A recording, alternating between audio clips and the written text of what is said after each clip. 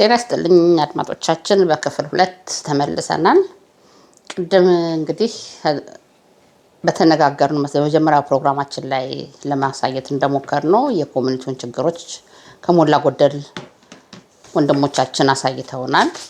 አሁን በቀጣይ በችግሮች ብለን ባነሳናቸው ጉዳይ የሃይማኖት ጉዳይ፣ አንዳንድ የፖለቲካ ጉዳይ ሲነሱ ሰምተናልና እነዚህን ሁሉ ጊዜ እንደ አባባል ብቻ ሰው እንዳይወስደው ይህንን ስትሉ ህዝቡ ከምን ተነስታችሁ እንዳላችሁ ህዝቡ ማወቅ አለበት ብላችሁ የምታስቡት ማስረጃ ማሳያ ካላችሁ ለምን ይህንን ለማለት ደፈርን ወይስ አላችሁ ለሚለው ጥያቄ ህዝቡ ሊያውቅ ይገባል የምትሉትን ከመረጃ ጋር ካላችሁ ኢንፎርሜሽኑ ለህዝቡ ብታቀርቡ ለማለት ወዳለሁ። አመሰግናለሁ። ከማን ልጀምር? ካቶ ሻለቃ ልጀምር። ለትጀምሪ? እሺ አስረዝም በኋላ አጠራርገው። እሺ እንግዲህ በጣም ጥሩ ጥያቄ ነው ባይዘው። ምክንያቱም እንዲሁ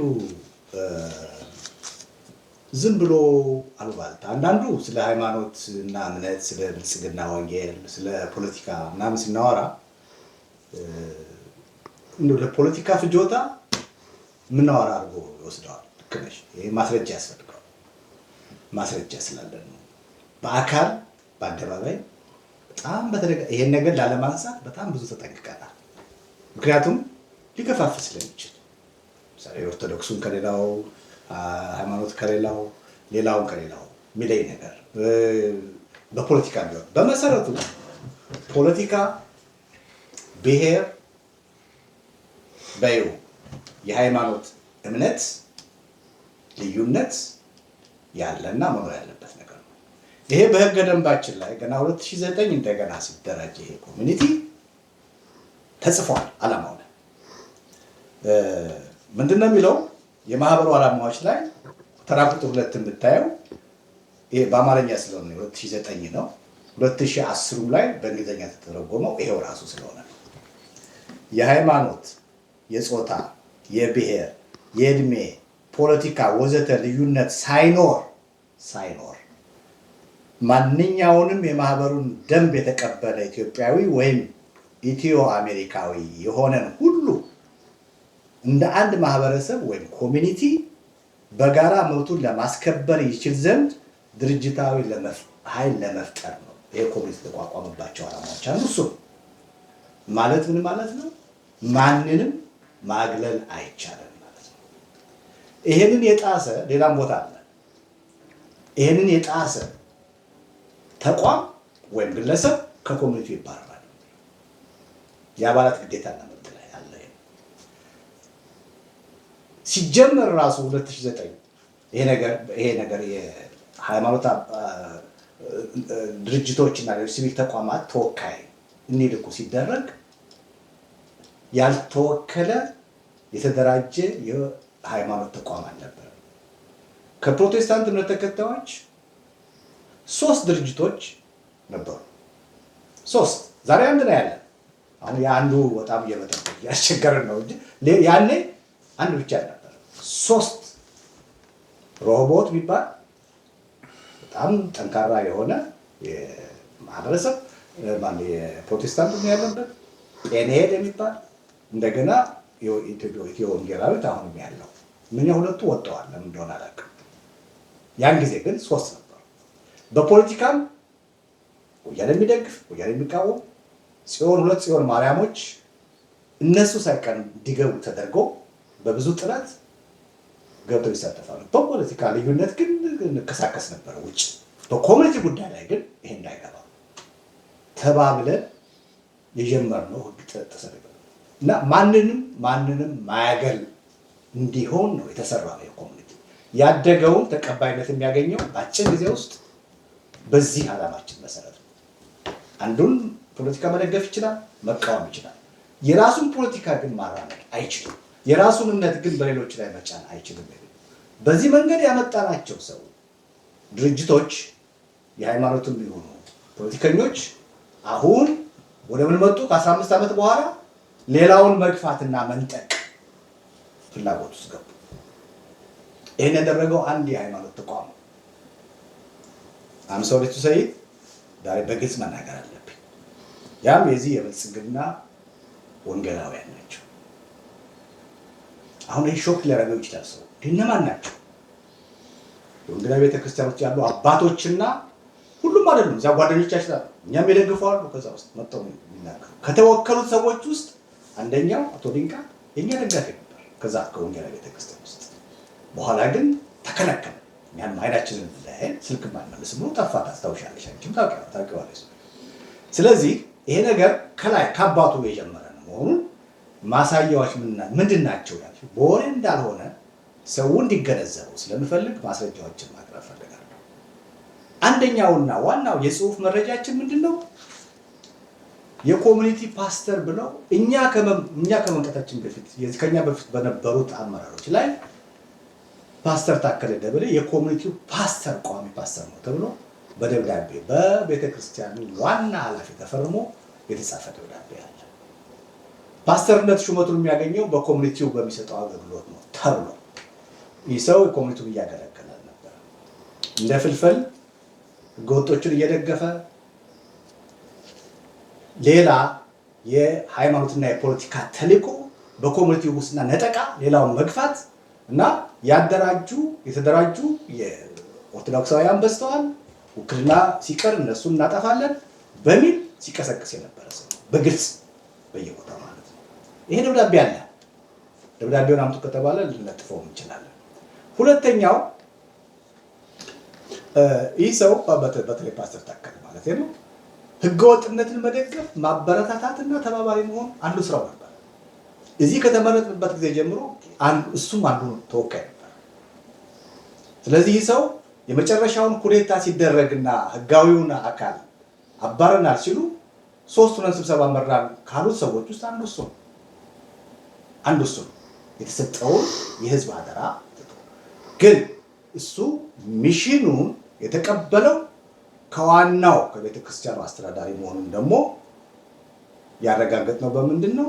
በራሳቸው በዋናው በቤተክርስቲያኑ አስተዳዳሪ የተፈረመ ደብዳቤ ኮሚኒቲ ውስጥ የሚውለበለበው ባንዲራ ህጋዊ የሆነው ይሄ ኮከብ ያለበት እንዲሆን እንፈልጋለን ብለው ይህም ደግሞ በህገ ደንቡ ላይ አሁን በአቃቂ ኮሚቴዎች ላይ እንዲገባልን እንፈልጋለን ብለው ፈርመው ቀሲስ ቶሎሳ ደብዳቤ ልከው ያ ደብዳቤ አለ መዘው ያለ የተጻፈው መቼ ነው? ሜይ 23 2025 ፊርማ ማን ነው? እዚህ ጋር ቀሲስ ቶሎሳ ጉዲና ዋና ካህን የኢትዮጵያ ወንጌላዊ ቤተክርስቲያን አትላንታ። ግልባጭ ለክቡራን የቤተ እምነት መሪዎች፣ ለኮሚኒቲ የሥራ አስፈጻሚ ኮሚቴ፣ ለኮሚኒቲ ቦርድ፣ ለኛም ጭምር የተጻፈው ይሄ ነገር ለአቃቂ ኮሚቴዎችም ነው የተጻፈው። በዚህ ብቻ አላበቃ።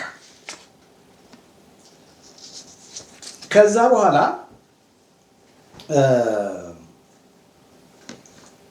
የኮሚኒቲ ስብሰባ ጠቅላላ ጉባኤ በሚደረግበት ጊዜ የነሱ እምነት ተከታይ የሆኑት ሰዎች የኮሚቴ አባል የሆናችሁ ብቻችሁን እንፈልጋለን እየተባሉ የተሰበሰቡ ሚሽን ተሰጥቷቸው የሚመጡት ገሌ እንድትመርጡ ገሌ እንዳትመርጡ ይሄን አቋም እንድታራምዱ እያሉ ከፋፋይ የሆኑ ነገሮችን እና ጠቅላይ የሆኑ እነሱ እንግዲህ ሌላውን የማዳከም ስራ ብለው የሚሉት ኦርቶዶክስን ማዳከም በዚህ መንገድ ማለት ነው ስለሚያስቡ ይሄ አትላንታ ብቻ አይደለም እየሆነ ያለው።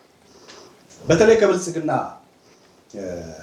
ፓርቲና መንግስት ኢትዮጵያ ውስጥ ከመጣ በኋላ በመላው አገሪቱ የተደራጁ ኮሚኒቲዎችንና አደረጃጀቶችን በቁጥጥር ስር መዋል ተልዕኮ የፖለቲካ ተልዕኮ ጭምር ያለበት የእምነት ብቻ ነው፣ ችግር የለውም። ሌላው ደግሞ ዋናው አንድ የቤተ እምነት አባት እሳቸውን የምናከብራቸው ሰው ስማቸው የተጠራሁት ቀሲስ ቶሎሳ ማለት ነው አስታራቂ እንዲሆኑ ነው የሚጠበቀው። በቅርብ የቤተክርስቲያን አባቶች ሌላ ሰው አንድ መስፍን ተሰማ የሚባል ከሌላ የእምነት የቤተክርስቲያን የፕሮቴስታንት ቤተክርስቲያን ተወክሎ ከኦርቶዶክስ አባቶችና ከሙስሊም ደግሞ በጣም ትልቅ አባት ከሳቸው ጋራ ሁሉም እምነት ተከታዮች ይሁኑ ተብሎ ሽምግልና ጀምረው ያን ሽምግልና ደግሞ በጣም ውጤታማ የሆነ የመፍትሄ ሀሳብ አቅርበው ቅድም ለመጥቀስ እንደሞከርኩት እኛ ስንቀበል የነሱን ፕሮፖዛል የነሱን ሀሳብ ሌሎቹ አንዱን ፓርትና ዋና ገለልተኛ የሆነ አካል ሌላ እንዲመጣ አልፈልግም እኛ ነን የምናሸጋግረው በማለታቸው ሁኔታው ሳይሳካ ቀርቷል ብያለሁ።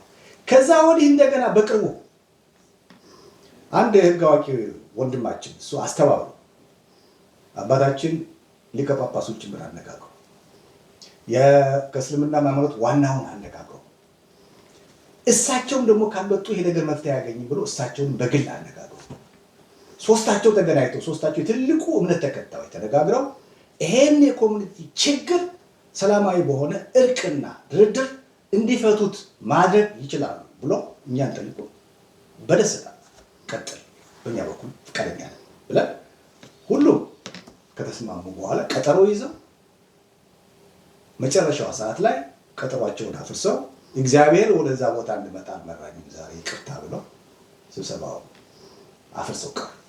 እኛ አባት ማለት ነው የምናከብራቸው በጣም ሰው ነበሩ እስካሁን ድረስ። ይሄ ማለት ምን ማለት ነው? እኛ ተቆጣጥረነዋል። አሁን ተቆጣጥረነዋል ስል ምን ማለት ነው? 8 ሰዎች ናቸው ጊዜያዊ አስተዳደር ተብለው በህገወጥ መንገድ ተመረጡ ያሉ። ከ8 ውስጥ 5ቱ የዛ አብያተ ክርስቲያናት ወይም የዛ እምነት ተከታዮች ናቸው። 60% ማለት ነው። እንዴት ይሆናል? ማይሆን ነገር እኮ ነው። ስለዚህ አትሂዱ አሏቸው። መጀመሪያውንም በዲዛይን ነበር የተሰራውና መፍትሄ አይመጣም። አሁን ተቆጣጥረነዋል። ይሄንን ሌላ ማስረጃ ልስጣችሁ። ሰሞኑን አንዳንድ ተቆርቋሪዎች ስብሰባ ጠርተው ነበር። በዚህ ስብሰባ ላይ እሁድ ማለት ነው እሺ፣ እና እሁድ ለታ በነበረን ስብሰባ እኛ ተገኝተን ነበረ። አንዳንድ ሁኔታው ያሳሰባቸው ወንድሞች እስቲ ሁኔታውን በችግሩ ላይ ተወያይተን መፍትሄ እንፈልግ ብለው ስብሰባ ጠርተው ነበር በ4 ባለፈው እሁድ ማለት ነው። እና እኛ በአመራር ደረጃ ተነጋግረን መሳተፍ አለብን ብለን ተሳትፈን እዛ ስብሰባ ላይ አንድ ወንድም ያነሳው ሰው የነገረን ነገር እና አንቺም ነበርሽ እና ተፈሪ ነበራችሁ አባተም ነበር የነገረን ምንድነው ስራ ቦታ መስሪያ ቤት ይሄን በመሰራበት ቦታ ፈቃደኛ ከሆነ እዚህ መጥቶ ምስክርነቱን ይሰጥ ማለት ይቻላል። አንድ የዚህ እምነት ተከታይ የሆነ የብልጽግና ወንጌል ተከታይ የሆነ ጓደኛ አለኝ። እዛ ቦታ ላይ ስማ ከዚህ በኋላ የኦርቶዶክስ አማኞች በዚህ ኮሚኒቲ ውስጥ አዛዥና አዛዥ የሚሆኑበት ጊዜ ከዚህ በኋላ አብቅቷል። ገንዘባችሁን እየከፈላችሁ ዋጋው ይጨመራል፣ ጥምቀትን ታከብሩ እንደሆነ ነው እንጂ ሌላ ነገር የሚፈቀድላችሁ ነገር የለም፣ ተቆጣጥረነዋል አለኝ በገሃድ ብሎ ስብሰባ ላይ ተነስቶ ተናገረ። እኔ ቀልቼዋለሁ። ሰውየውንም ስልኩ ስላለ አቴንዳንስ ስለተወሰደ አዘጋጆችን ጠይቀን ልንደውልለትና መጥቶ እንዲናገር ማድረግ እንችላለን። ይሄን ያለው በድፍረት ይሄዱት የሽግግር ኮሚቴውን ብቻ ማያዝ ሳይሆን በገሃድ ይሄን እየተናገሩ ነው ያሉት። አንድ ሰው በሜሪቱ ወይም በችሎታ የትኛውም እምነት ተከታይ ይሁን ሙስሊም ይሁን ኦርቶዶክስ ይሁን ፕሮቴስታንት መመረጥ ይችላል። እስካሁን እየተደረገ የነበረው ያው በጠለፋ ግን ምናልባት በእኛ አሁን ለምሳሌ በእኛ አመራር ውስጥ በአጋጣሚ ሆኖ ከአቶ ታከለና ከአቶ ዲንቃ በውክልና ከመጡት ውጭ የተመረጠ ሰው አላየሁም። ከዛ እምነት ተከታይ ሰው አግሏቸው ነው አስመራጭ ኮሚቴዎች አግሏቸው ነው። አይ ዶንት ቲንክ ሶ። በእነሱ አላልፋል። ለምን ሊሆን ይችላል? ለመወዳደር ካልሆነ በስተቀር በእምነታቸው የሚገፉ አይመስለኝም። እስካሁን ድረስ በነበረን አሰራር ቢያንስ እስከማውቀው ድረስ ሰው በእምነቱ አይገፋም። አሁን የተገፋው በእምነት ሰውን መግፋት የተጀመረው አንደኛ ኦርቶዶክስ ሃይማኖት ተቆጣጥረውታል በሚል ውክልና እንዲቀርና የቦርድ አባላት በጣም ብዙ ስለሆኑ ከኦርቶዶክስ እምነት ውክልናውን በማስቀረት የኦርቶዶክስን ተጽዕኖ እናስቀራለን ብለው በይፋ የተናገሩ ያደረጉት የነሱ ሰዎች ናቸው። መጣው ማጆሪቲ ነን ብለው በዛ ስብሰባ ላይ ውክልና እንዲቀር ግን ኦርቶዶክስ ገፍቷቸው ነበር ወይ እነሱ? እኛ ስናደራጅ እኔ መጀመሪያ ቦርድ ቸርማን ነኝ 2009 ለምንን ያመጣናቸው እነሱ እኔ ትዝ ይለኛል ፓስተር መስፍን፣ ፓስተር አዜብ ከዛ ቤተክርስቲያን ውስጥ በጣም ባከብራቸው ሰዎች ያን ቀን እዛ ማርያም ኢንዲኬተር ሜዳ ላይ ስናከብር እንዴት እንደመረቁ እኛን እኮ አላችሁ በኢትዮጵያ ጉዳይ በኮሚቴ ጉዳይ ያገባችኋል ተብለን መጥቶ የሚያነጋግርን ሰው የለም። እግዚአብሔር ይስጣችሁ። መዘምራኖቻቸውን ይዘው ሁሉም ሶስቱም ቸርቾች የነሱ ቸርቾች መጥተው የደመቀ ፕሮግራም ያቀረቡት፣ ዝማሬ ነው ያቀረቡት። እልል ብሎ ነው ኦርቶዶክስ የተቀበላቸው። ዛሬ ያንን ኦርቶዶክስ ለመጥፋትና ለመጠቅለል ምን አመጣው? እምነት አለ ፖለቲካ ተጨምሮበት ነው። ብልጽግና ወንጌል ነው። በዚህ በእምነት ከሆነ የዛ እምነት አባሎች አሁንም ፌር የሆኑ ሰዎች አሁንም የሚደግፉ አሉ፣ አሁንም የሚጸየፉ ሰዎች እንዳሉ እኔ ሁሉንም ደብዬ መጨፍለቅ አልፈልግም። በዚህ ሽምግልና ውስጥ መጥቶ የነበረው የፕሮቴስታንት ወንድም ይሄ ሽምግልና እንዲሰምር ከፍተኛ ጥረት ያደርግ ነበር ከኛ አባቶች ጋር። ከዚህ ቸርች ግን አሁን ጠልፈናል ከሚሉት ሰዎች ግን አንድም ሰው መምጣት አልፈለገም። መጨረሻም ላይ ሊቀ ጳጳሱ ራሱ በተገኙበት የእስልምና ሃይማኖት ሸሁ ዋናው በተገኙበት ፓስተር ዶክተር ሙዲላ ቶሎሳ አልገኝም ሲሉ እግዚአብሔር አላሳየኝም ሲሉ ሽምግልናን እግዚአብሔር ይጠላል ሲሉ እንግዲህ እዚህ ላይ ፖለቲካ እንጂ ሃይማኖት እንደሌለ ያሳያል። ምናልባት እዚህ ላይ እንግዲህ የእምነቱ ተከታይ ስለሆነ እንደው በእግዚአብሔር ቃል ምን እንደሚል አባተ በደንብ የሚገልጸው ይመስለኛል ይሄንን ከኔ በኋላ እና እሱን መግለጽ እፈልጋለሁ። ሌላው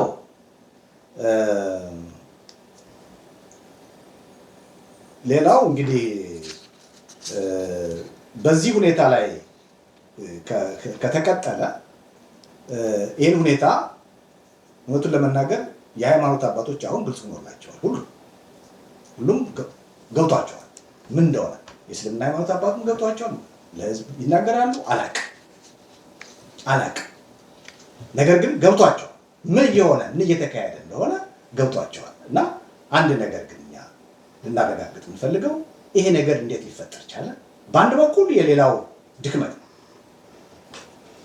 ድክመቱ ምንድን ነው? ስብሰባ አይመጣም፣ መጦም እንጌጅ አያደርግም፣ ነገሩን አያጣራም፣ አገር ቤትም ታፍነን ነው ይላል። እዚህ ማን አፍኖት ነው የራሱን መብት አሳልፎ የሚሰጠው? ስለዚህ ይሄንን እንግዲህ ለህዝቡ ተዋለሁኝ። በአጋጣሚ የሆነ ግን አይደለም፣ በስሌት እየሆነ ነው። ፖለቲካም ስንል እነማን የፖለቲካ ተልእኮ እየተመላለሱ ቢዝነስ የሚሰሩ ሰዎች ተልእኮ ይዘው መጥተው ይህን ኮሚኒቲ ለብልጽግና ለማስረከብ እንደሚሰሩ ደርሰንበታል። እሱን ካስፈለገ ስማቸው እናወጣለን፣ የጊዜ ጉዳይ ነው። ስለዚህ እዚህ ጋር ይቆየንና ጋሻ በተም ጨምረው ነገር ካለ እዚህ ላይ የተወሰነ ነገር ብዙውን ሄዶበታል። ግን እስቲ መቼም የሀገር ጉዳይ የባንዲራ ጉዳይ ሲነሳ የሚመለከታችሁ ስለሆናችሁ ከእናንተ የወረስነው ነው የምትሉትን መልካም ነው። እንግዲህ ሻለቃ አጥናፉ ገልጾታል በአብዛኛው። አሁን በእኛ በወንጌላውያን እምነት ደረጃ አሁን የደረስንበት ደረጃ ትክክለኛ ወንጌል የሚሰብኩ አሉ እና ትክክለኛ የእግዚአብሔር ቃል የሚያካፍል ቤተክርስቲያን አለ። ይህ ምንም ጥያቄ የለውም። በተመሳሳይ ሁኔታ በተጻራሪነት ደግሞ በተለይ ይህ መንግስት አዲሱ መንግስት ከመጣ ወዲህ የብልጽግና ወንጌል ቆሞ የሚሰብኩ ሰዎች አሉ። እግዚአብሔር ከገንዘብ ጋር ገንዘብ እንዲኖረን እግዚአብሔር አይከለክለንም። ግን መድረክ ላይ ስለ ገንዘብ የሚሰበክበት ወይም ደግሞ የሚነገርበት ወንጌላውያን ቤተክርስቲያን የለም። አሁን ግን እየፈላ ያለው ሌላ ታሪክ ነው። እዚህ ታገኛለህ፣ ትወጣለህ፣ ትወርዳለህ። እንደዚህ አይነት እግዚአብሔር ቃል የለም። እግዚአብሔር ለነፍሳችን ነው ዋጋ የሰጠን። በደካማችን ፍሬ ደግሞ እንድናገኝ ፈቅዶልናል። የደካማችንን ፍሬ እንድንበላ እግዚአብሔር ይፈቅዳል። አሁን እየታየ ያለው ግን በጣም ባለፈው ጊዜ ኢንተርቪው ላይ ጠቅሼዋለሁ። ይሄ ደብዳቤ ተጽፎ ሲመጣ ማለት ነው እና በአምስተኛ ተራ ቁጥር ላይ በአራተኛ ተራ ቁጥር ላይ ስለ ሰንደቅ ዓላማ ትልቅ ትርጉም አለው። ያንን ሁሉ መዘርዘር ስለማይቻል በኮሚኒቲ አደባባያችን ላይ የኢትዮጵያ ኦፊሻል ባንዲራ እንዲውለበለብ በአክብሮት ይህንን ጥቆማ እናቀርባለን የሚል ደብዳቤ ነው በፓስተር ቶሎሳ ተፈርሞ የመጣው ደብዳቤ። ኦፊሻል ባንዲራ ተውለብልቧል። ኦልሬዲ አለ። የትኛው ኦፊሻል ባንዲራ ነው ከተባለ ያ መደቡ ላይ ያለበት በጠቅላይ ሚኒስትሩ ቢሮና በመንግስት በምክር ቤት ወይም ደግሞ ከፕሬዚደንቱ ከስር ግቢ ውስጥ የሚሰቀል ነው እንጂ እዚህ የሚሰቀል ነገር የለም። ኦፊሻል ባንዲራ የኛ አረንጓዴ፣ ቢጫ፣ ቀይ ነው። ሲጀመር ቤተ እምነት እዚህ ውስጥ ገብቶ ይሄ አሁን የባንዲራ ጥያቄ ኢትዮጵያ ውስጥ ደም እያፋሰሰ ነው ያለው። የፖለቲካ ጥያቄ ሆኗል። ዛሬ በኢትዮጵያ ባንዲራ ላይ ሰው ጥይት የተተኮሰ እየተጋደለ ነው ያለው። በጣም ግልጽ ነገር ነው። ስለዚህ አንድ የቤተ እምነት ይህን ኦፊሻሊ ደብዳቤ ጽፎ ለዚህ ተቋም ሲልክ እኛ ይሄ እንዲታረም ትክክል አይደለም ብለን ስንናገር ወይም አስተያየት ስንሰጥ መቀበል ነበረባቸው። እስካሁን የታረመ ነገር የለም። አሁንም እንዲታረም ነው የምጠይቀው። ይሄ ደብዳቤ መታረም አለበት። ወንጌላዊት ቤተክርስቲያን የኢትዮጵያ ባንዲራ ኦፊሻል ባንዲራ በኢትዮጵያ ኮሚኒቲ ውስጥ ይሰቀል ብሎ ማዘዝም መጠየቅም የለበትም። ምክንያቱም የአንድ ቤተክርስቲያን ኃላፊነትና ተግባር ሌላ ነው። ወንጌልን መስበክ ነው፣ ወንጌልን መድረስ ነው። ስለዚህ ይሄ ተገቢ አይደለም። አሁን እንዲታረም ነው የምንጠይቀው። አሁንም ይሄ ሌላ ጥያቄ ነው። ሌላ ነገር ከኋላው እንዳለ፣ የመንግስት እጅ ከኋላው እንዳለ ነው የሚያመለክተው።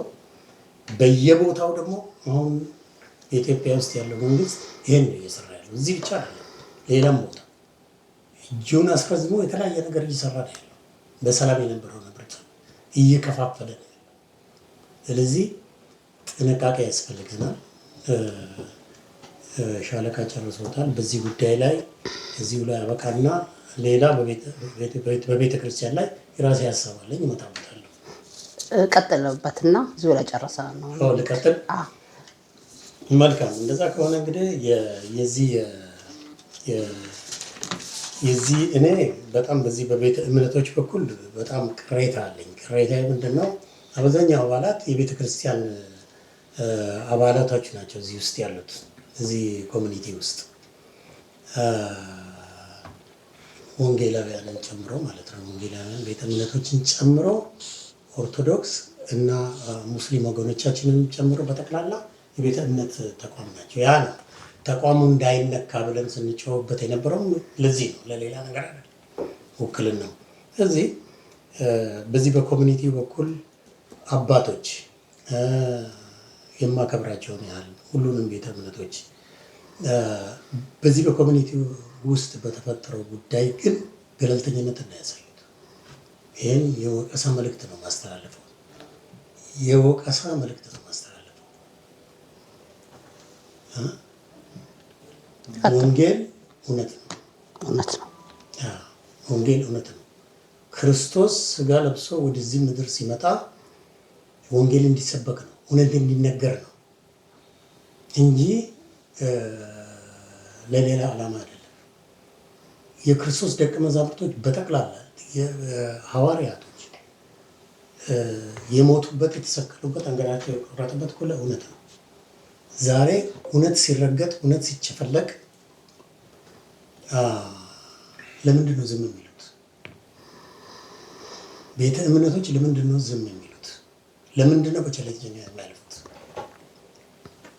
በግንባር ቀደምትነት ቆመው እውነቱን አረጋግጠው ከእውነተኞቹ ጋር መቆም ይጠበቅባቸዋል። ስለዚህ ይህን መልእክት ነው ማስተላለፍ እንፈልገው። በስፋት ነበር የተዘጋጀውበት። አይ ቲንክ እዚህ ላይ ይበቃኛል፣ ብዙ የተነገረ ስለሆነ። አዎ ብዙውን ሻለቃ ሄዶበታል። እዚህ ላይ ጨምረው የምትፈልገው ነገር ካለ ካሽ ተፈሪ? አንድ ፖይንት ማንሳት ፈልጋለሁ። ይሄ ኮሚኒቲ ሲቋቋም ሻለቃ አንስቶታል። የሌላ ኢንተረስቶች እዛ ላይ ማኒፌስት የሚደረጉበት ምንም ህጋዊ ነገር መተዳደሪያ ደግሞ በትክክል ያስቀምጣል። ግለሰቦች እርዳታ የሚያገኙበት ኮሚኒቲ ነው የተቋቋመው። እርዳታ የሚያገኙበት እንጂ የሌላ መንፈስ ማራገቢያ መድረክ አይደለም። ኮሚኒቲ ይህንን መጣሱ ሪዲ ተገቢ አይደለም። ኮሚኒቲው አባላቱ ነቅቶ ይህንን መቆጣጠር መቻል አለበት። አንድ ድርጅት ሲቋቋም ለተቋቋመበት ኦብጀክቲቭ እንዲውል ሊንከባከብ የሚችለው አባሉ ነው እና በዚህ በኩል አባላት በእውነት ነቅተው ይህን ነገር መጠበቅ አለባቸው። ማንም መጥቶ ኮሚኒቲውን ከተደራጀበት ግብ እንዳይወጣ ማድረግ ይጠበቅበታል። አንዱ ይሄ ነው። ሌላው በሃይማኖት ስም የፖለቲካ ስራ በኢትዮጵያ ደረጃ መስራት ከተጀመረ ቆየ እና 40 ዓመት እንደዚህ ይሆናል። በአገር ቤት ብቻ ሳይሆን በውጭ ያለውንም በሙሉ በቃ ለነሱ ደጋፊ ለማድረግ የሚደረግ ዘመቻ አለ። የአሁኑ ደግሞ ስርዓት እጅግ በጣም ይጠቀማል ይሄን እና ስለዚህ የብልጽግና ወንጌላውያን ይህንን ኮሚኒቲ ብቻ ሳይሆን በያለበት ያለ ኮሚኒቲና የኮሚኒቲ ድርጅቶችን የነሱ ለማድረግ የሚደረገው ዘመቻ ኢትዮጵያ ውስጥ የሚያልቀው ህዝብ ነፃነትን ስጡኝ ብሎ ነው። እኛም ደግሞ እዚህ እንዴት ነው ይህንን መብታችንን መገፈፍ ስንገፈፍ ዝም ብለን ማየት አለብን እንዴ? ይህን በምንልበት ጊዜ ሰዎች እነዚህ ኦርቶዶክስ ስለሆኑ ነው ምናምን የሚል ትርጉም ውስጥ መግባት እንደማይኖርባቸው ተስፋ አደርጋለሁ። ምክንያቱም የሃይማኖትም ሆነ የፖለቲካ መድረክ አይደለም፣ የኮሚኒቲ መድረክ ነው በማለት ላይ ያለ ነው እና ይሄ የወንጌላዊ ዘመቻ መገታት አለበት፣ መቆም አለበት። አመሰግናለሁ። እንግዲህ ይህን ያህል ከሄድን ማሳያዎቹን በተለይ በሻለቃ በደንብ አድርጎ አሳይቶናል። አንድ ነገር ልጨምርልና አብረህም ከፈለክ ትሄድበታለህ። የሃይማኖት የፖለቲካ ጉዳዩ ደጋግማችሁ ተናግራችሁታል እንደማይገባ፣ ግን የኢትዮጵያ ወንጌላዊት ቤተክርስቲያን አትላንታ ደብዳቤዋን ስትጽፍ ህገ ደንቡ ሲወጣ በመልኩ መውጣት እንዳለበትና መካተት አለባቸው የምትላቸውን ነጥቦች ሳይቀር ዘርዘር አድርጋ ስለ ህገ ደንቡ፣ ስለ ሰንደቅ ዓላማ፣ ስለ ወጣቶች ወደ አመራር መምጣት የተጠቀሱ ጉዳዮችን ነው ማነሳላችሁ። ዲቴይሉን እናንተ አንብቡት። የኮሚኒቲ ማዕከል የተገዛበትን ዕዳ የሰበካ ጉባኤ መሪዎች አልፋኛ ቤተክርስቲያን መታለች ልትነግረን ስለኛ ማለት ነው። ስለ ኮሚኒቲ ውክልና የመሳሰሉትን ጉዳዮች ጠለቅ ብላ ገብታ እዚህ ድረስ ገብታ ህገ ደንቡ ሲሰራ እነዚህ ነገሮች እንዲታዩ እንዲካተቱ የራሷን ሀሳብ ውክልና ደግሞ ስንላቸው እንዲቀር ነው ያስቀመጠችው። ገብታችሁ አንብቡት። ሰበካ ጉባኤው ምን እንደሚሰራ ነው የነገረችው። ገብታችሁ አንብቡት። እና እንዲህ አይነት ነገሮችን ስታደርግ አይደለም እቺ ቤተክርስቲያን ኮሚኒቲ ውስጥ አይደለም ዘላ ሌላ ሃይማኖት ውስጥ ሁሉ እስከ መግባት ድረስ ይሄድች ይመስለኛል፣ እኔ ሳየው ማለት ነው። እናንተ እንዴት እንደምታዩት ባላቅም፣ ግን ይሄ ነገር ለኮሚኒቲው ከኮሚኒቲው ህልውናና ከኮሚኒቲው አሁን ካለበት ሁኔታ ጋር ስታዩት ጤናማ ሁኔታ ይታያችኋል? ምን ይሰማችኋል? አብረ ጠቅለል አድርገህ በአጭሩ ሰዓት የለንም ረዘመብን፣ ትንሽ አጠር አድርገህ ብትመልስልኝ ከዛ መፍትሄው ላይ ትንሽ ጠቆም አድርገን እንደናልፍ። እሺ፣ ጥሩ ጥያቄ ነው። እኛ ዝርዝር ውስጥ መግባት ጊዜ እንዳይወስድ ብለን የተውነው ነው ያነሳሽው። አዎ መጠቀስ አለበት እና ይሄ ነገር በጣም ዌል ዲዛይንድ የሆነ የፍኖተ ካርታ ነው መስጠት የሞከሩት። ህግ እንኳን ሲቀረጽ ይሄን ቅረጹልን ያለው ባይዘወይ የሆነውም በአብዛኛው የሆነው ህገወጥ በሆነ መንገድ ስለሆነ ተግባራዊ አይሆንም እንጂ ተግባራዊ ለማድረግ እየሞከሩ ያሉት ይህንን ፍኖተ ካርታ ነው። ደንቡም ሲወጣ ውክልና አስቀርተውታል። ስለዚህ ይሄ ፍኖተ ካርታ አንድ የቤተ ክርስቲያን መሪ ፈርሞ የሚልክበት ከሆነ በኮሚኒቲያችን ህግና ደንብ መሰረት የነሱን እምነትና አስተሳሰብ በኮሚኒቲው ላይ ጭነውታልና ኮንፍሊክት ኦፍ ኢንተረስት ስለሆነ ከአባልነት መሰረት ነው ያለባቸው ይላል። ባይዘው በተመሳሳይ ሁኔታ ተስፋ ድርጅት ወክሎ የላካትን የቦርድ አባል የቦርዱን ውሳኔ በነፃነቷ በአስተሳሰቧ በቦርድ አባልነቷ ዳይሬክተሩ እንዲታገድ ፈረመች ብለው ውክልና አንስተናል ሲሉ የጻፍላቸው ደብዳቤ እንደዚህ ነው የሚለው። እናንተ እኛ ይህን መብት ሳታማክረን ይህንን ድምፅ በመስጠቷ አንስተናታል ሲሉ እሷን ከነካችኋት እናንተ ለዝንተ ዓለም ወደ ከኮሚኒቲው እንዳትደርሱ ትባረራላችሁ። ምክንያቱም ኮንፍሊክት ኦፍ ኢንተረስት ነው። የእናንተን ዓላማ ልታስፈጽም አይደለም ወክላቸው የላካቸዋት። እኔን ገብርኤል ቤተክርስቲያን ወክሎ ሲልከኝ የገብርኤልን ፕሮግራም አይደለም የምከተለው፣ የኢትዮጵያ ኮሚኒቲ ደንብና ሕግ ነው የምከተለው። ገብርኤል ራሱ አለ ቫልዩ አለው። የገብርኤል ቤተክርስቲያን የሚያምኑበት አባሎች ሊከተሉ የሚፈልጉት ነገር አለ። ግን በእምነት ደረጃ በአስተሳሰብ ደረጃ የአንድን ቤተክርስቲያን እምነት እዚህ መጫን አልችልም። ፖለቲካ የብልጽግና ተቃዋሚ ነኝ፣ ልጭነው አልችልም። የአይኔ ነው ያጥናፉ ነው። መታገል ከሆነ በሌላ መንገድ ነው ታገል በኢትዮጵያ ኮሚኒቲ ስራ። ስለዚህ ይሄ ትልቅ የሆነ እነሱን ከአባልነት የሚያሰርዝ ነው። ልክ ነሽ፣ ጥሩ አንስተሽዋል። ተገቢ ያልሆነ ነው፣ ጤናማ አይደለም። ቅድም አቶ ተፈሪ በደንብ ገልጾታል። ህዝቡ ይህንን በቃ ብሎ እንዲታገለው ነው ዛሬ እኛ እንነግራቸው። በኋላ ላይ ትቆጩ ሳይቃጠል በቅጠል ኮሚኒቲውን ወስደናል ብለው የጨፈረው ነው የሄዱት። ቪዲዮውን አይተነዋል እንዴት ሲጨፍሩ እንደነበረ። እኔ የዚህ አይነት እምነት ተከታዮች አይጨፍሩ የሚባል ነበር የምሰማው፣ ያቀን ግን ጨፍረዋል። ስለዚህ ያን ያስጨፈረ ጭፈራ ምን እንደሆነ ሌላው ሰው ካልገባው ቱል ቢ ቱ ሌት ይህን ኮሚኒቲ ለማዳን ለማለት ነው። አንደኛው ምናልባት ከማሳያዎች ውስጥ ቅድም ሳልጠቅሰው ያለፍኩት እና እዚህ ማስታወሻ ላይ የያዝኩት ሴፕቴምበር 28 የእድር ጠቅላላ ጉባኤ ስብሰባ ነበር። እዛ ስብሰባ ላይ አሁን እዚህ ከስምንቱ የሽግግር ምናምን ተብለው በህገወጥ መንገድ ከተመረጡት አንዱ ስሙን ጠቅሰው ይችላለሁ፣ ሚካኤል ይሰገድ አንዱን የእድር አመራር ሄዶ ህገወጥ ባንዲራ ነው እዚህ መድረክ ላይ ያደረግከውና አንሳው፣ ትእዛዝ መስጠቱ ነው። አመራር ነው፣ አዲስ አመራር ነው። በህገወጥ መንገድ የሚመጡ አመራር ነው ብሎ ወደኋላ ነበር። ዳቦ ያቀርብልን ነበር እዛ ስብሰባ ላይ እና አንሳው ምንድን ነው የምታወራው? ይህን ነገር ዝም ብሎ ሌሎችም ሰዎች እንደነበሩ የሰማሁት ያዳመጠ ሰው ነው ነገረኝ። ካስፈለገ በማስረጃ ሰው ግን መጥቀስም ወደኋላ ሰው አለ ነው ዝም ብዬ ፈጥሬ የምናገር ሰው አለ። እነዚህ ሰዎች ተልኳቸው ምን እንደሆነ የምታየው በዚህ ነው።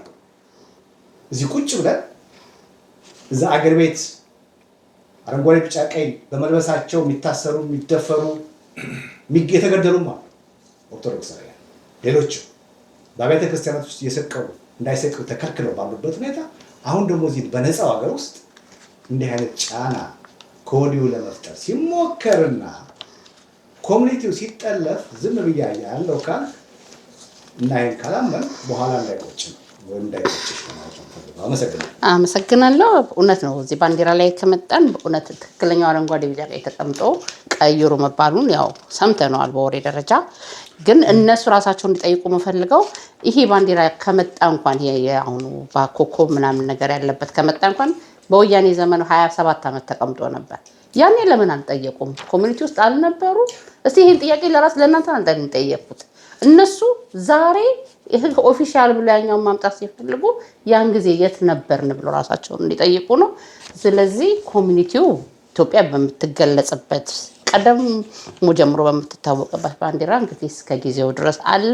እኛም ማቆይተነዋል። ቀጣዩ ምን እንደሚያደርገው በቂት ሂደት የምናየው ይሆናል። እዚህ ላይ አንድ ትልቅ ነገር ስትሬስ ማድረግ ያለበት አሁን እኛ ችግሩ ከየት እንደሚመጣ ለማሳየት ጥረናል። ግን ይህን ችግር በተለይ ይሄ ዳይሬክተሩ በማቋቋም ላይ ያለው ቡድን እንደው ነገሩን ከሩቅ በደንብ ሳያየው የገባ ብዙ አለ እና ቆም ብለው እንዲያው ያስፈልጋል፣ ሆነስትሊ ያስፈልጋል። አሁን አጃቢ ሆነው አሉ። ጥቂት ከቆዩ በኋላ ግን ይሄ ወንጌላዊ እንትን ራኖቨር እንደሚያደርጋቸው ማወቅ አለባቸው። አዎ ብዙሃኑን አግልሎ በሰርተን ግሩፕ የትም መቋቋም አይቻልም። ይሄ ኮሚኒቲ እንዳለ ኢንታክት ሆኖ የኮሚኒቲውን ተቋም ለዚህ ለተደራጀበት ጥቅም እንዲውል ማድረግ ሁሉ መረባረብ መቻል አለበት። እና አሁን የተለያዩ ኢንተረስቶች አንድ ላይ ሆነው አጅበው የሚያመጡት የወንጌላዊ ብልጽግና ወንጌላዊ ነው ወይ whichever name አንድ ነው እና የሚቻል ፎርስ አይደለም፣ ተዘጋጅቶ ነው የመጣው። ስለዚህ ሰዎች ቆም ብሎ ማሰብ አለባቸው። የሚያረጉት ኮሚኒቲውን ብቻ ማጥፋት አይደለም፣ ብዙ ነገሮች እያስከተሉ ነው። ይሄ ደንጀር አለ። ይሄን ደንጀር በደንብ መታየት አለበት ነው። በጣም ጥሩ። እንግዲህ እየጨረሰን ብንሄድ ጥሩ ነው። ሰዓታችን በጣም ሄዷል። አሰልቺ እንዳይሆን ወደ መጨረሻ ወደ መፍትሄው ከመግባታችን በፊት በመጀመሪያ አንድ ነጥብ አንስተን እንድናልፍ ፈልጋለሁ። አሁን ወቅታዊ ትኩሳት ስለሆነ በኮሚኒቲው ላይ ምርጫ በሚል ይሄው እኛ ህገወጥ ነው ብንለውም በህገወጥ ተቋቋመ ዋቴቨር የፈለግነው ብንለውም እሱ ግን ህጋዊ ነው ብሎ ቁልፍ ብቻ በእጁ ስላለ ለአራተኛ ጊዜ ዛሬ የጥቆማ መግለጫ ሲያወጣ ሰምቻለሁ። ጠቁሙልኝ፣ ላስመርጣችሁ፣ ልምረጥላችሁ፣ ላስመርጥላችሁ እያለን ነው። እና ይህ አካሄድ አንደኛ በህግ ጥላ ስር ባለ ኮሚኒቲ ከሶም ባለ አካል የኮሚኒቲው እንኳን ህጋዊ ተወካይ ማንነቱ በማይታወቅበት ሁኔታ ውስጥ ቁጭ ብሎ አስመራጭ ነው የሚለው አካል ማንን ነው የሚያስመርጠው? አስመርጦስ የሚያመጣው አካል ድንገት ካስመረጠ ማለት ነው። እሱንም አላውቅም ምን ያህል ተቀባይነት እንደሚኖር። አስመርጦስ ቢያመጣ የተመረጠው አካል ህጋዊ ሆኖ ይቀጥላል ወይ? እና ተመሳሳይ የሆኑ ነገሮችን ይሄ ህገ ወጡ እየሰራ ያለው ከምን ህጋዊ መነሻ ተነስቶ ነው? የራሱንስ ህጋዊነት ምን ያህል አምኖበት ነው? በግፊት ብቻ ነው እየተንቀሳቀሰ ያለው? እና ይሄ ነገር እያሰጋን ስለሆነ ለኮሚኒቲው ሰውንም ህዝቡ ማስጋቱ ለኛ ሳይሆን ለህዝቡ ነው። ህዝቡ ግራ ገብቶታል። እድር ልክፈል አልክፈል፣ የኮሚኒቲ ልክፈል አልክፈል፣ ወቅቱ ካለፈ ያስወጡኛል። በጣም በጭንቀት ውስጥ ነው ህዝቡ ያለው እና ይሄን ህገወጥ አካል ተው አቁም የሚለው ሰው ለጊዜው የተገኘ አልመሰለኝም እና እሱም እየሰራው ነው እያለ እየተናገረ ነው የሚገኘው። እና ይህንን እናንተ እንዴት ታዩታላችሁ? የእድሩንም እኛ እናስመርጣለን የሚል ነገር እያየን ነው። የእድሩንስ አመራሮች ይሄ ኮሚኒቲ አስመራጭ ኮሚቴ ነኝ ባዩ ማስመረጥ ይችላሉ ወይ? እንዴት ታዩታላችሁ? ከማን ልጀምር? ከጋሽ ተፈሪ ልጀምር? ይቻላል። እኔ ጠቅለል አድርጌ ለማቅረብ ነው የምሞክረው። ይህን ጉዳይ ስትመለከቱ እኮ ቫዮለንት የሆነ ቴክ ኦቨር በማድረግ ላይ ያሉት ህጋዊነት ይኑረው አይኑረው ጥያቄ ውስጥ አይገባም እኮ። አሁን ያልነው እኮ ቡድን በምርጫ ደረጃ ወደ 60% ኦፊሱን የያዙት እነሱ ናቸው። እና እነሱ እኮ ይሄንን they don't care ቫዮለንት የሆነ ቴክ ኦቨር ነው። እድሜ ለተባረረ አንድ ዲሬክተር የቤቱን የኮሚኒቲውን ቁልፍ በመያዝ ምክንያት እሱን ይዘው ድርጅታቸውን የሚፈልጉትን እነሱ በሚፈልጉት የተፈልጉትን ባንዲራ ሰቅለው የሚፈልጉትን ፖለቲካ ያካሂዱበት እየተዘጋጁ ነው። እና ይህን ነገር እኔ ሁለቱም ቦታ ያሉ ትክክለኛ የሆነ አመለካከት ያላቸው ለኮሚኒቲው የሚያስቡ እንዳሉ እዛም ውስጥ እኔ አውቃለሁ አሉ። እና ይህን ነገር በደንብ ሊያው ይገባል። እና በሳብስታንስ ስታዩ በዚህ መልክ ደግሞ መንዘር የምትችዩ ከህግ አንጻር ደግሞ ካየሽው ፍርድ ቤት ነው ነገሩ ያለው። ፍርድ ቤቱ ውሳኔውን በሚሰጥበት ጊዜ ለነሱ አሁን ይህንን ስራ ለሚሰሩት ካልተፈረደ እኮ ነገሩ በሙሉ ይቆማል እና ወደ ዜሮ ነው የሚመለሰው። ወደ ትክክለኛው ወደ ተመረጠው ስራ አስኪያጅ ይመለሳል ማለት ነው አይደል? እና ዋጋ የለውም፣ ዋጋ አይኖረውም። አንደኛ ገንዘብ የሚያስከፍሉትም ትክክል አይደለም።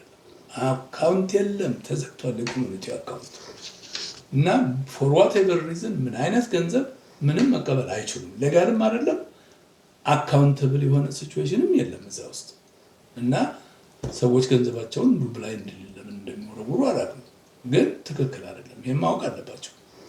እነሱም መጠየቃቸው ትልቅ ጥፋት ነው፣ በጣም ጥፋት ነው፣ ኢሊጋል ነው፣ ልክ አይደለም። ይሄ መቆም አለበት። ምርጫ ለማካሄድ የሚሮጡት ሪሊ የሚገባ ነገር አይደለም። ማንን ነው የሚያስመርጡት? ተመርጦስ ምንድን ነው የሚሰራው? ለማን ነው የሚሰራው? ኮሚኒቲ ተከፋፍሎ ችግር ውስጥ ነው ያለው። ነገ ፍርድ ቤት ባይፈርድላቸው ምን ሊሆን ነው የተመረጡት? እና የማያስፈልጉ እርምጃዎች እየተወሰዱ ናቸው። ቆም ብሎ ቢታይ ጥሩ ነው። ይሄ ብዙ ጊዜ የሚወስድ አይደለም። አሁን የሚቀጥለው ፍርድ ቤት ላይ ይሄ ነገር ይቆማል። ስለዚህ እስከዛ ድረስ የሚጠብቁ እኔ ትክክል ይመስለኛል። ጋሽ አባት የሚጨምረው ካለ ጨምርና። የሚጨምረው ነገር ብዙም አይኖርም። ምክንያቱም እነዚህ ሰዎች በህገ ወጥነታቸው ከመነሻው ጀምሮ እዚህ ድረስ ተጉዘዋል። እነሱን ማስቆም አንችልም። እኛ የምንናገረው ለህዝቡ ነው። እኛ የምንናገረው ህገ ወጥነታቸው ነው። ከዛ ውጭ የምንለው ነገር የለም። ምክንያቱም እየሰሩ ያሉት ነገር ቅድም እንደተናገርኩት የሁሉ አካውንት በተዘጋበት ፍርድ ቤት በቆመበት ከፍርድ ቤት ውሳኔ ውጭ የሚያደርጉት እንቅስቃሴ የቱንም ያህል ውሃ የሚያነሳ ነገር አይደለም። ነገ ወደ ቦታው ይመለሳል። ከቻሉ ልብ ቢገዙና ወደዛ ቢመለሱ እና ነገሮችን ቢያስተካክሉ መናገር ቢችሉ ሽማግሌ ያቀርቡላቸውን አማራጭ ወስደው መነጋገር ቢችሉና ቢያስተካክሉ መልካም ነው። ከዛ ውጭ ግን አሁን ባለንበት ደረጃ እነሱ ኦፊሱን ቴክ ኦቨር አድርገው እነሱን የምናዝበት ኮንዲሽን የለም። እኛ ከህግ ጋር ነው ያለው። ይህን ማለት ነው። ሻለቃ ተጨማሪ ካለህ ጨምርና እንደው በመፍትሄውም ላይ ብትሄድበት መፍትሄ ሀሳብ ነው ብለህ የምታስበው ነገር ካለ በቀጣይ ኮሚኒቲው ምን ቢሆን ነው ሊድን የሚችለው የሚለው ነገር የቀረቡም የመፍትሄ ሀሳቦች ስለነበሩ ከዚህ በፊት እነሱን ማካተህ አጠር አድርገህ። እሺ ጥሩ። አንድ ትንሽ ነገር ልጨምርበትና በዚህ በምርጫው ላይ በተለይ ድሩን ማስተሻ በጣም አስፈላጊ ጥያቄ ነው።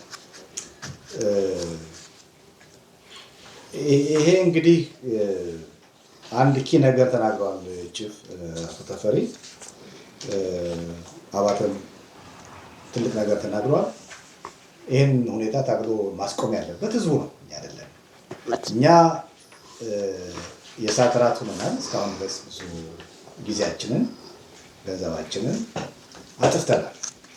እየተሰደብንም ስማችንም እየጠፋ በሀሰት ፕሮፓጋንዳ ፍንክች ሳንል አንዳንዱም ያው ግራ እየተጋባ እየጣለም አብረው የሚታገሉ የነበሩ የተወሰኑት ለቀው ሄደዋል። ተሰላጅተው በርናውት አድርገው ማለት ነው፣ የዓላማ ችግር ሳይኖርባቸው። ነገር ግን አንድ ሰው በነፃ ለህዝብ አገለግላለሁ ብሎ እዚህ መጥቶ እንዲህ አይነት ጭቅጭቅ ውስጥ ሲገባ እና በየጊዜው ስብሰባ በየጊዜው ይሄ መግለጫ ከስራ መጠን ከድካም ጋራ 1 ዓመት ተኩል ቀላል ጊዜ አይደለም። ህዝቡ ይሄንን ማሰብ አለበት።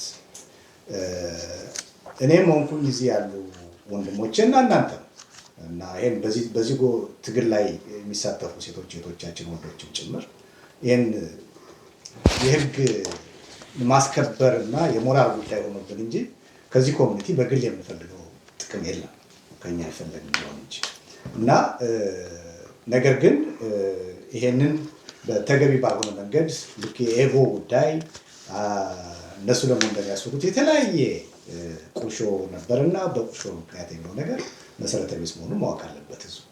የ27-28 ዓመት እዚህ ከተማ ውስጥ ኖረናል፣ ያውቀናል ህዝቡ። እና በዚህ አይነት ትሪቪያል በሆነ ነገር ላይ ግብግብ የምንገጥም ሰዎች አይደለም።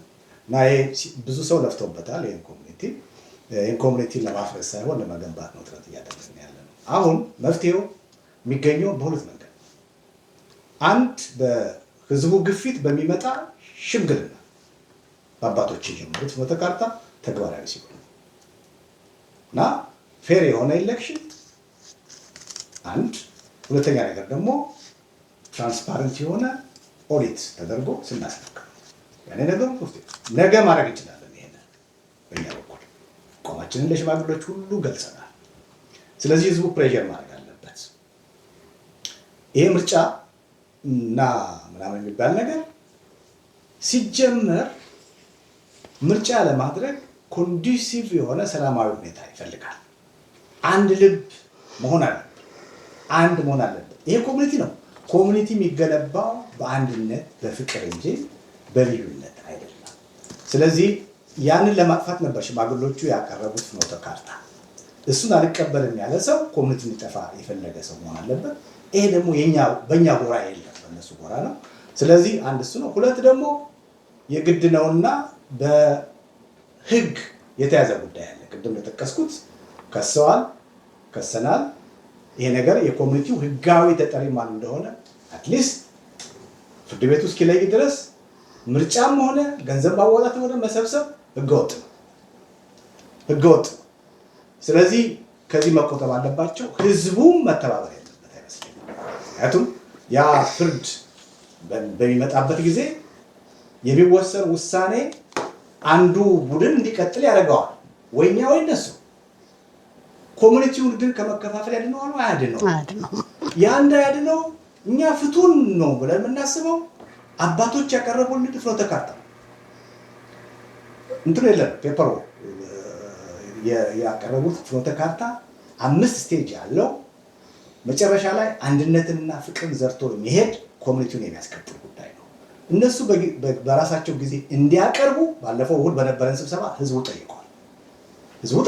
ይህን ነገር ጠይቁና አባቶችን ወጥተው መናገር አለባቸው። አንድ ህዝቡ እንዲተባበርና ይሄ የእነሱ ፍኖተ ካርታ ተግባራዊ እንዲሆን የሚለው እኛ የምንገዛው ሀሳብ ነው።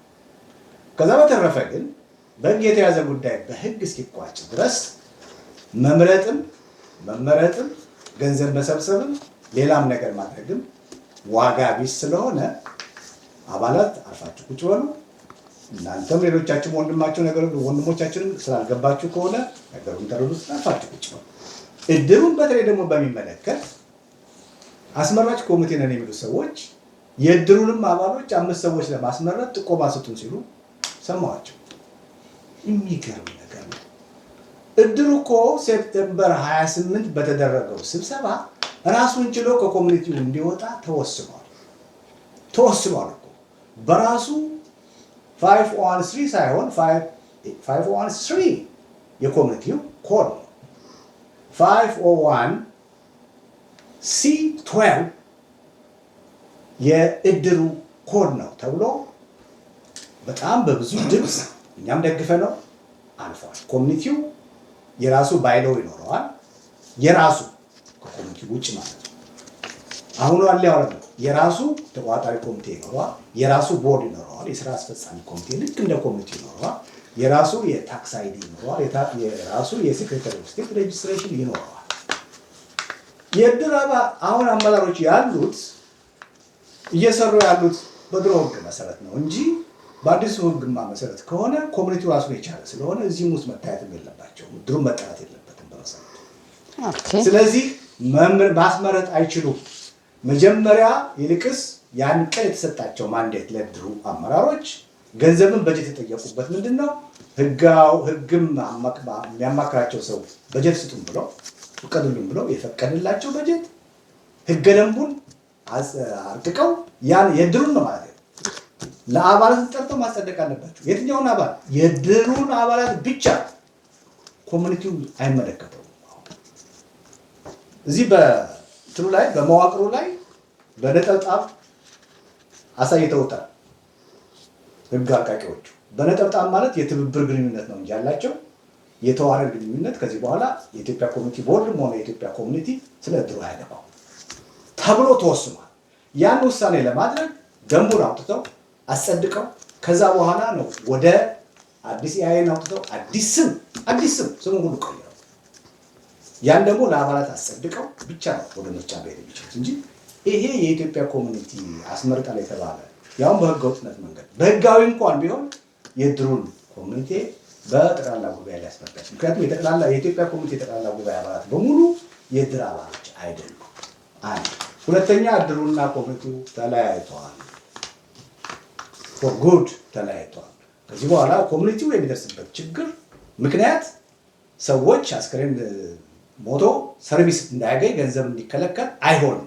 እድሩ አባላት የሚመስላቸውን ሀቀኛ ሰዎችን መርጠው እንዳሁኑ ሳይሆን ሀቀኛ ሰዎችን መርጠው ገለልተኛ የሆኑ ሰዎችን መርጠው ራሳቸውን ማስተዳደር ነው ያለባቸው። ነፃ ወጥተዋል። ያን ነፃነት እንዲጠበቅ እንፈልጋለን። ያን ደግሞ እንደገና አለመፈጸም ማለት ሌላ ህገ ወጥነት ነው የሚሆነው። ስለዚህ ስንቱን እንናገረኛ ስንቱን ነገር ይታረም ብለን ልንናገር እንችላለን። መጠቆም ነው የምንችለው። ከሰማችሁ ስሙን። አሁንም ረፉ፣ ስርዓት ይዛችሁ በስርዓትና በህግ ስሩ። በጣም አመሰግናለሁ።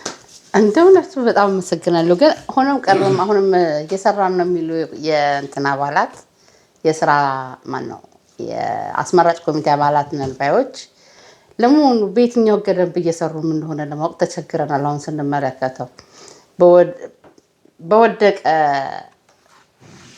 መዋቅር ነው ሲሰሩ የምናየው። ወድቋል የአዲሱ ህገ ደንብ መዋቅር። እኛ ተመርጠንበታል፣ እኛ እንሰራበታለን የሚሉት መዋቅር ወድቋል። በወደቀ መዋቅር ደግሞ የት ድረስ እንደሚሰሩ አናቅም። ወይ አንዱ እንግዲህ ሁለት እግር አለኝ ተብሎ ለዛፍ ላይ አይወጣም። አንዱን ህግ መምረጥ ግድ ነው። እኛ አልጸደቀም ብለናል። በ2010 ጸንተናል። ፍርድ ቤት የሄደው የ2010 ነው። የምንዳኘውም በዛ ህግ ነው። እስከዛው ድረስ በዛው ቀጥለናል። እነሱ ግን በሁለት እንትን ላይ ተንጠልጥለው ነው እያየናቸው ያለ ነው። እዚህ ጋር ህጉን ለብቻው እድሩን አውጥተናል። ህጉ እድሩን ማስመረጥ አይችልም። እዚህ ጋር ደግሞ እነሱ ለእድሩ ሳይቀር በመዋቅር ሰርቶ ያስመርጣሉ። እዚህ ጋር አድቫይዘር የሚባል ነገር ያስመርጣሉ። በድሮ ህግ የለም።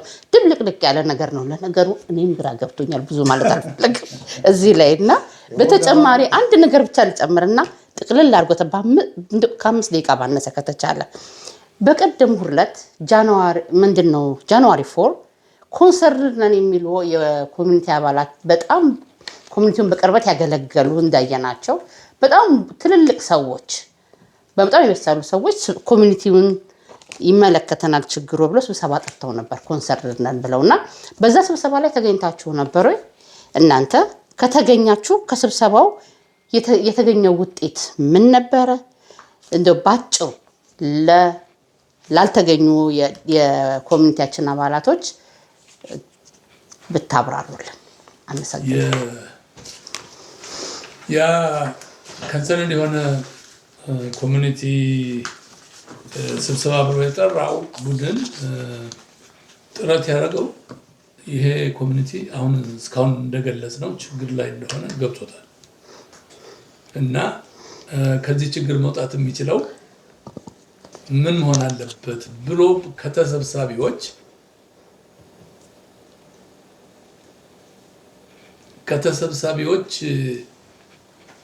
ውሳኔ ከተሰብሳቢዎች መወጫ ለማግኘት ተጥሯል እና በዛ ስብሰባ ላይ ብዙ ሰዎች ኮንሰርንድ የሆኑ ሪሊ ካንጀታቸው በደንብ ዲስከስ ተደርጎ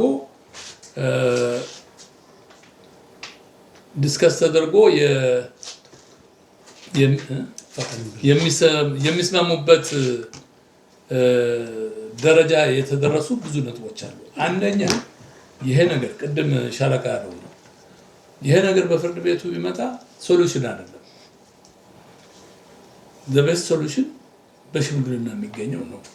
ምክንያቱም ሁለቱንም የተለያዩ አስተሳሰቦች በአማካኝ አንድ ላይ እንዲሰሩ ስለሚያደርግ ኮሚኒቲውን ኢንታክት ሊጠብቀው ይችላል። ስለዚህ የሽምግልናውን ነገር እንዲቀጠልበት በተለይ በአባቶች የሞከሩት 5 ስቴጅ የሽምግልና ሙከራ እንደገና ሌሎችም አብረዋቸው የሚሰሩ ካሉ እነሱም አንድ ላይ ሆነው ይህንን ሽምግልና እንዲያካሄዱ ትልቅ ጥሪ አድርጓል የስብሰባው።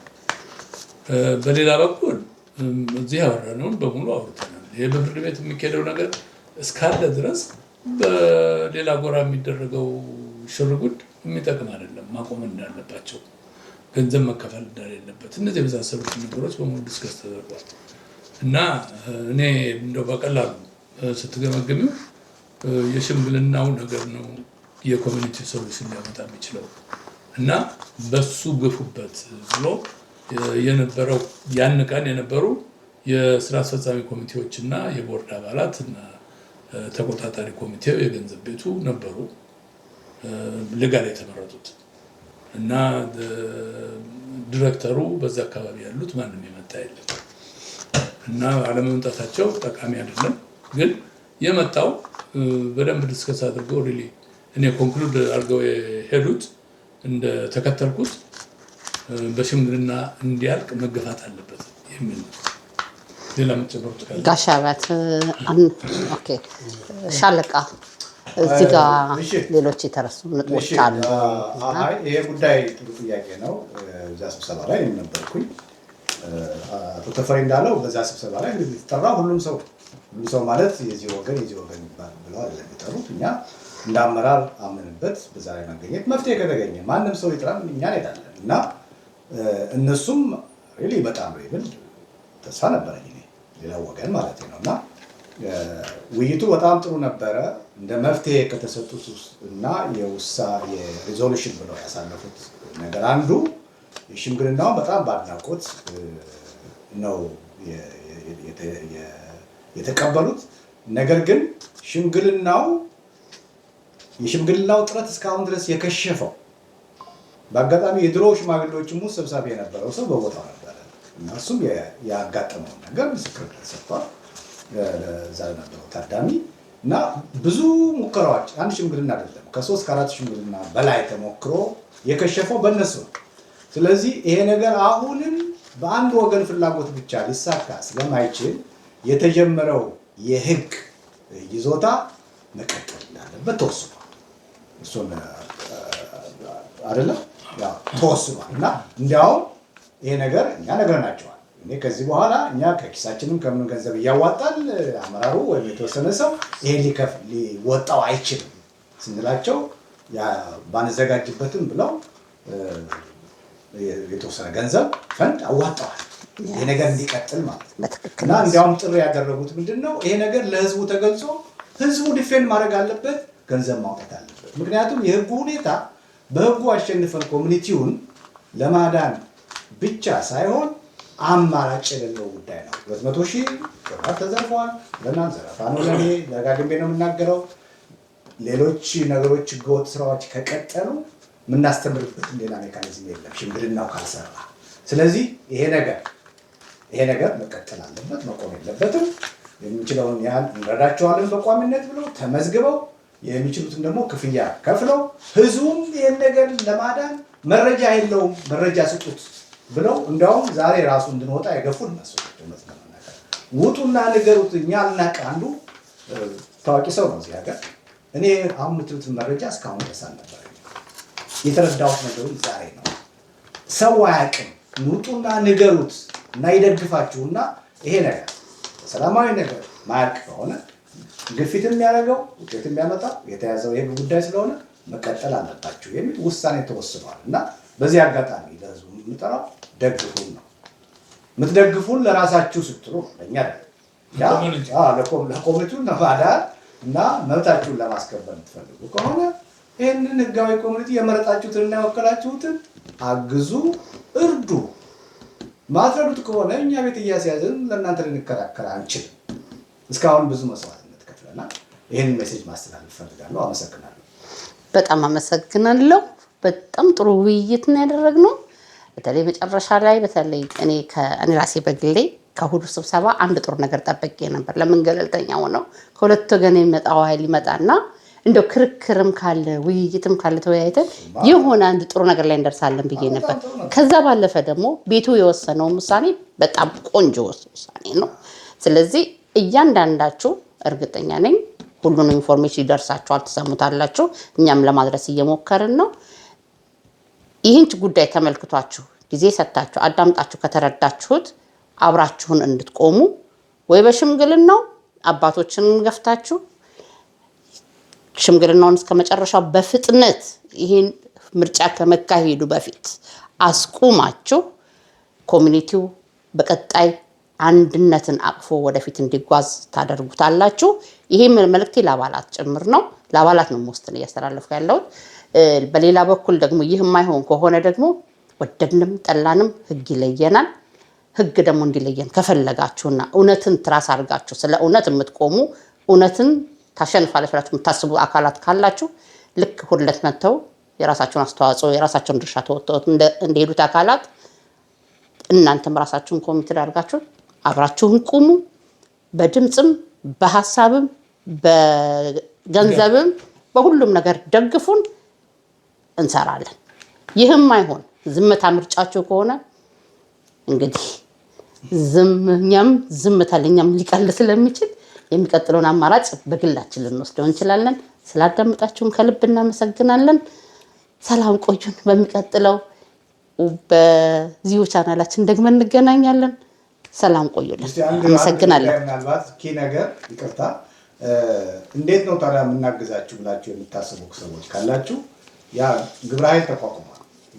ከኮሚቴው ውጭ ከአመራር ውጭ ነው የተጠሩ ሰዎች ገንዘብ ሰብሳቢ ያን ቀንም በአብዛኛው ሰው የከፈለው በዜል ምናምን ነው።